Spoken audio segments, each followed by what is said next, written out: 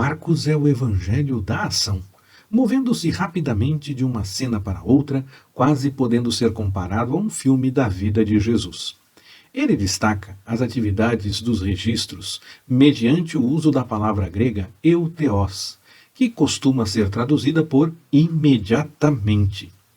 A palavra ocorre 42 vezes, mais do que em todo o resto do Novo Testamento.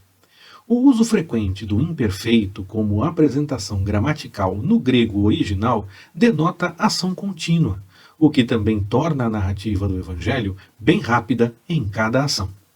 Vamos conversar a respeito desse Evangelho nessa nova mensagem do estudo devocional dos livros da Bíblia e contamos com seu like neste vídeo com essa mensagem que começa logo depois da vinheta.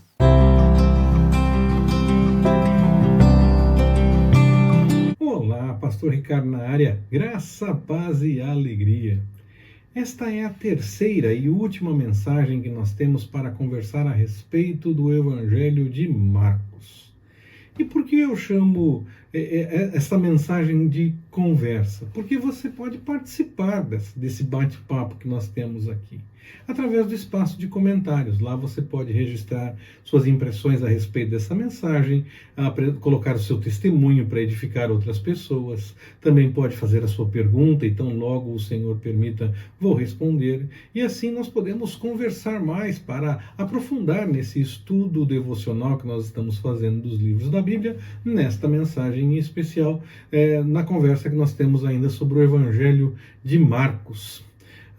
O Evangelho de Marcos, ele de muitas formas acaba enfatizando a paixão de Cristo como a forma de comparar todo o livro, de medir, por assim dizer, todo o livro. O ministério todo de Jesus, ele aponta para o Senhor que é servo, aquele que veio para servir. Ele não veio para ser servido, mas ele veio para servir. Está lá no Evangelho de Marcos, no capítulo 10, versículo 45. Todo o ministério de Jesus, os milagres que ele faz, a comunhão que ele tem com os pecadores para mostrar a luz, para mostrar o erro e chamar a conversão, para que haja mudança de vida e salvação, a escolha dos discípulos, os ensinamentos que Jesus apresenta, também as coisas que fala a respeito do reino de Deus e tantas coisas que estão presentes no Evangelho de Marcos, estão sempre apontando para o amor de Jesus, que se oferece como Filho de Deus e se oferece na cruz. Esse sendo então o clímax, digamos assim, de toda essa mensagem. Não termina aí, porque o Senhor Jesus ressuscitou e o Evangelho também trata da ressurreição de Jesus. Mas como o livro todo está sempre apontando para o serviço de Jesus, para essa paixão de Jesus, para aquilo que Jesus veio fazer, entregar a sua vida e tudo mais, nós entendemos então que o clímax do livro seria o momento da morte de Jesus na cruz. Mas o livro não termina aí, porque Jesus ressuscitou e ainda se fala a respeito disso, é claro, e essa é a parte que começa a nova importância, e aí então temos todo o encaminhamento, e Paulo chega a dizer que se Cristo não ressuscitou, vã é a nossa fé. Então nós temos muitas informações interessantes também a partir deste ponto. Mas dentro do Evangelho de Marcos, ele trabalha para mostrar que Jesus veio para servir, para entregar a sua vida, para cumprir com a vontade do Senhor. E aí, junto com os outros escritores dos evangelhos, Marcos recorda também da profecia de João o Batista a respeito de Jesus batizar aqueles que o seguissem com o Espírito Santo. E esse mesmo Espírito Santo que Jesus batizaria os seus seguidores, desceu sobre ele no momento do seu batismo e também o impeliu para o deserto. Quando o Espírito Santo desce no batismo de Jesus, está ali confirmando que Jesus é o Messias, que ele está fazendo a vontade do Pai, cumprindo com o desejo do Senhor. E quando Jesus é impelido para o deserto, ele é impelido para ser tentado. Parece que há uma pressa, essa questão de ser impelido, parece que há uma pressa em que isso tudo aconteça e que Satanás então tenha a chance que deveria ter para tentar a Jesus, e no fim ele acabou sendo derrotado antes mesmo do jogo começar. Antes mesmo de começar essa peleja, Satanás foi derrotado, porque Jesus venceu, inclusive citando a palavra para Satanás. Satanás até tenta replicar, falando também da palavra, mas Jesus venceu naquele momento e confirmou que a tentação em si não é pecado. Quando você cede à tentação, aí sim você está indo pelo caminho do pecado. Jesus foi tentado, mas ele não seguiu no caminho da tentação. E nesse momento ele pode destruir as obras de Satanás, especificamente em rejeitar a tentação, e dali para frente ele vai destruindo vez após vez essas obras, ajudando outras pessoas, cuidando para que outras pessoas pudessem ser libertas e pudessem ter também o anúncio da mensagem de salvação, para que elas pudessem ser alcançadas por isso. Jesus ele não se preocupou apenas com esse anúncio da mensagem de salvação. Ele é importante, sim, na mensagem que Jesus tem a trazer, inclusive com a sua própria vida, com aquilo que ele fez, com a sua morte e tudo mais, ressurreição e todas as coisas. Mas mais que simplesmente anunciar isso, e isso não é simples, mas mais que apenas anunciar isso, Jesus ele está preocupado com essa salvação espiritual, mas está preocupado com a cura, está preocupado com o consolo, com o cuidado, com a libertação do pecado, com a alimentação, com coisas que envolvem o nosso dia a dia. O Evangelho de Marcos tem essa preocupação de mostrar que Jesus não está apenas preocupado com as coisas espirituais, só focando nisso, só direcionando para isso, mas também age nas coisas do dia a dia, nas coisas que acontecem conosco, nas coisas que nós enfrentamos na nossa caminhada.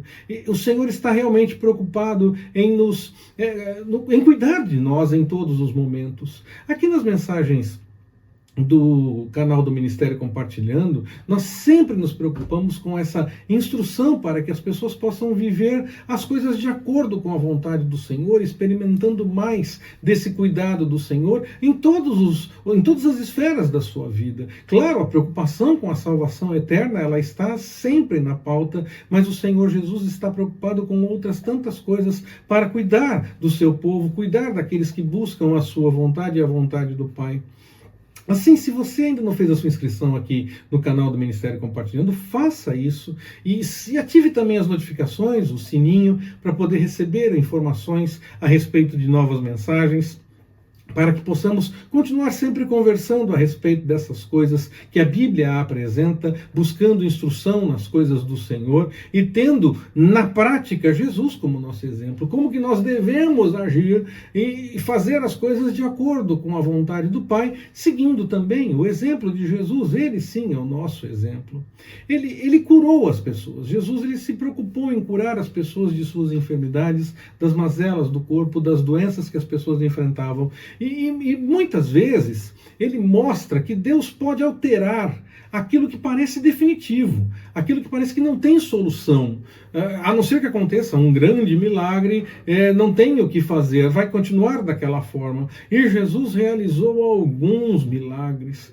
O impossível é só uma das especialidades de Deus. Jesus agiu e nos convida a agir também como ele agiu, a irmos na direção das pessoas, a ajudá-las, a mostrar que há salvação em Jesus, apontar aquele caminho que está errado, mostrar onde está realmente o erro, mas também apontar na direção da salvação em Jesus. Nós não falamos do erro simplesmente para colocar a condenação em prática. Antes, quando nós falamos do erro, nosso desejo deve ser que haja arrependimento, haja confissão e mudança, para que possa haver salvação na vida dessa pessoa. Mas mais do que se preocupar apenas com essa coisa, com essa questão espiritual, com a salvação eterna das pessoas, nós também devemos ir na direção da cura, do consolo, do apoio, de suprir as necessidades que as pessoas apresentam. Nós temos que seguir o exemplo de Jesus em todas as coisas.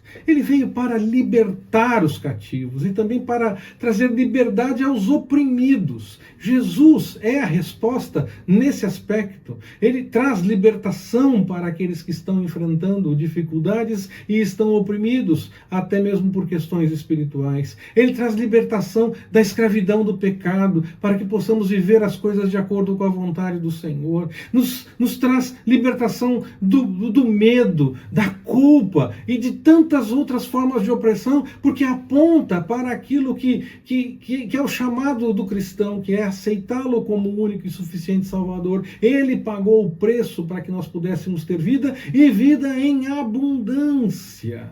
Ele veio para que nós tivéssemos vida e vida em abundância. Então, ele nos tira toda essa angústia, todo esse medo, para que possamos caminhar de acordo com a vontade do Pai. Ao nos entregarmos a Jesus, nós podemos experimentar desde já essa libertação do pecado, antever a questão da salvação e também sentir a paz que está além da capacidade de entendimento humano. Aquela paz que está presente em nossa vida mesmo quando tudo parece ruir. Não interessa se nós estamos no meio do mar, num barco, e o mar está bravio. Se o Senhor está conosco, é tudo o que importa. O Senhor cuida de nós, mesmo numa situação extremamente adversa. O importante é que o Senhor esteja conosco. Quando nós entregamos a nossa vida ao Senhor, essa paz é a verdade em nossa vida. Ela se torna real em nossa vida. Nós temos como experimentar isso mesmo no meio das maiores dificuldades. E aí temos alegria verdadeira, não uma alegria passageira, uma alegria momentânea, uma alegria de aparência, mas uma alegria verdadeira no Senhor, uma alegria que está presente mesmo nos momentos de dor, mesmo nos momentos das maiores angústias. Nós podemos nos alegrar na presença do Senhor, porque Ele está conosco, porque Ele está nos direcionando e cuidando de todas as coisas. O poder transformador de Jesus, ele é real, não é brincadeira, não é apenas uma ilustração, é real. E ele está acessível para cada uma das pessoas que buscam a vontade do Pai, que entregam suas vidas a Jesus e deixam Ele agir a partir dessa entrega, dessa busca, quando nós reconhecemos que Ele pagou o preço em nosso lugar e seguimos as coisas de acordo com a vontade do Senhor.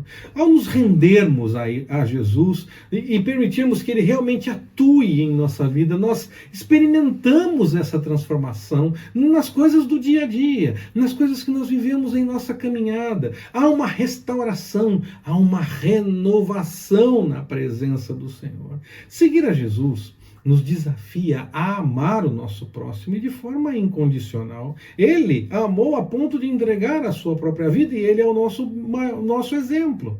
Então nós devemos amar de forma incondicional. Devemos, claro, nós não vamos simplesmente aceitar todas as coisas e dizer e não falar a respeito de erros ou de pecados. Nós falamos a respeito de erros e de pecados, nós falamos da forma como nós enxergamos as coisas de acordo com a Bíblia, mas não falamos querendo que as pessoas sigam para o caminho da condenação. Nós não falamos querendo que elas se percam, porque o Senhor não quer que o ímpio se perca, Ele quer que ele se converta. Não está escrito lá em Ezequiel? Ele quer que haja mudança, Ele quer que haja restauração, Ele quer que haja regeneração, que o caminho errado seja deixado de lado. Então nós falamos do erro, mas apontando na direção da salvação em Jesus, chamando para a mudança, para viver de acordo com a vontade do Senhor. Então é amor, é nesse sentido que nós amamos. Nós não amamos só aqueles que fazem todas as coisas certinhas. Não, nós amamos aquelas pessoas que o Senhor coloca no nosso caminho e andamos uma milha a mais com essas pessoas, se for necessário. Damos a outra face, se for necessário, sempre para dar testemunho de que quando buscamos ao Senhor, vivemos da melhor forma e fazemos as coisas de acordo com a vontade do Senhor, para dar testemunho, para que as pessoas possam ser impactadas e mudadas na direção da vontade do Senhor, deixando o erro, deixando o pecado e seguindo na direção da salvação que há em Jesus. Que nós busquemos sim a orientação do Espírito Santo, para que possamos amar para além das diferenças que se apresentam, para além das coisas que possam ser diferentes entre as pessoas,